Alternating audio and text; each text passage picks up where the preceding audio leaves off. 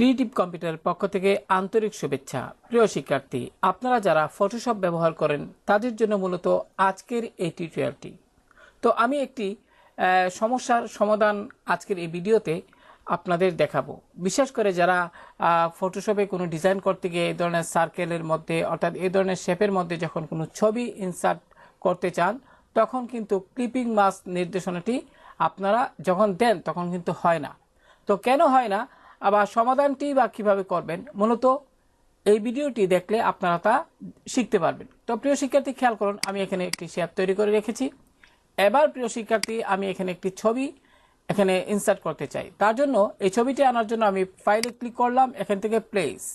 যেহেতু আমি আমার কম্পিউটারের ডেস্কটপে ছবিটি রেখেছি তাই ডেস্কটপ সিলেক্ট করলাম এবং এখান থেকে একটু নিচের দিকে এসে আমি আমার কাঙ্ক্ষিত ছবিটিকে সিলেক্ট করলাম। প্রিয় শিক্ষার্থী, এবার প্লেসে ক্লিক করুন।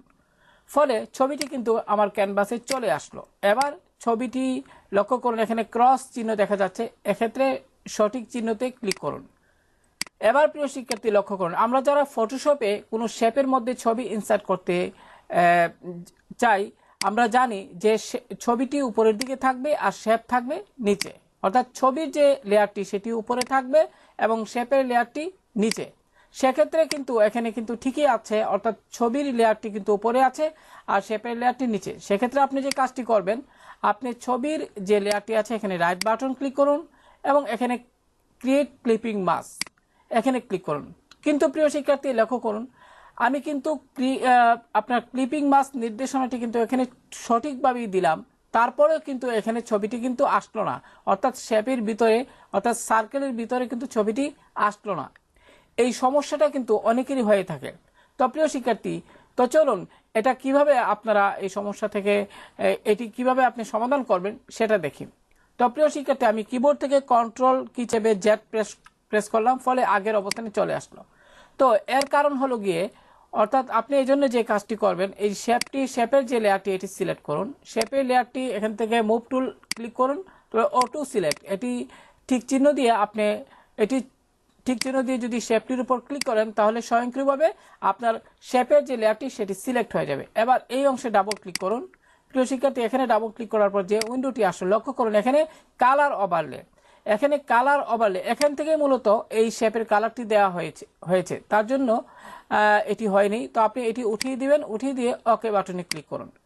তো প্রিয় শিক্ষার্থী, এবার যে কাজটি করবেন, এখানে এই শেপের মধ্যে যদি এখন আপনি ছবিটা ইনসার্ট করতে চান তাহলে আপনি এই অংশে, অর্থাৎ এখানে যে আপনার ছবির লেয়ারটি, এখানে রাইট বাটন ক্লিক করুন এবং আপনার এখান থেকে ক্রিয়েট ক্লিপিং মাস্ক এটি সিলেক্ট করুন। প্রিয় শিক্ষার্থী, এবার লক্ষ্য করুন ছবিটি কিন্তু আপনার সার্কেলের ভিতর আপনার রয়েছে। এবার মুভ টুল দিয়ে এটি একটু সুন্দরভাবে সেট করে এভাবে আপনি ছবিটাকে সার্কেলের মধ্যে সুন্দরভাবে সেট করতে পারবেন। তো প্রিয় শিক্ষার্থী, আশা করি বিষয়টি বুঝতে পেরেছেন এবং যারা ফটোশপে একদম নতুন কাজ করতেছেন তাদের জন্য এই ভিডিওটি খুবই সহায়ক হবে। তো আপনারা একটি কথা বলেনি, যদি আপনারা কোনো সার্কেলের মধ্যে বা কোনো শেপের মধ্যে ছবি আপনার ইনসার্ট করতে চান তাহলে অবশ্যই এর ভিতরের কালারটি আপনি এখান থেকে কখনো নেবেন না। অর্থাৎ এই যে শেপটি আমি যদি একটু দেখাই, এখানে ডাবল ক্লিক করলাম, কালার ওভারলে থেকে আপনারা নেবেন না, আপনারা সেটা নেবেন আপনার এখান থেকে। লক্ষ্য করুন, যেহেতু এটি একটি শেপ, আমি একটি সিলেক্ট করা আছে, সেক্ষেত্রে এখানে ক্লিক করে অর্থাৎ শেপে ক্লিক করে আপনি এখান থেকে ফিল কালারটি আপনি ইচ্ছে করলে পরিবর্তন করতে পারবেন যে কোনো কালার দিয়ে, তখন আর সমস্যাটি হবে না। তো আশা করি প্রিয় শিক্ষার্থী এটি খুবই সহায়ক হবে আপনাদের জন্য। তো ভালো থাকুন সবাই, আল্লাহ হাফেজ।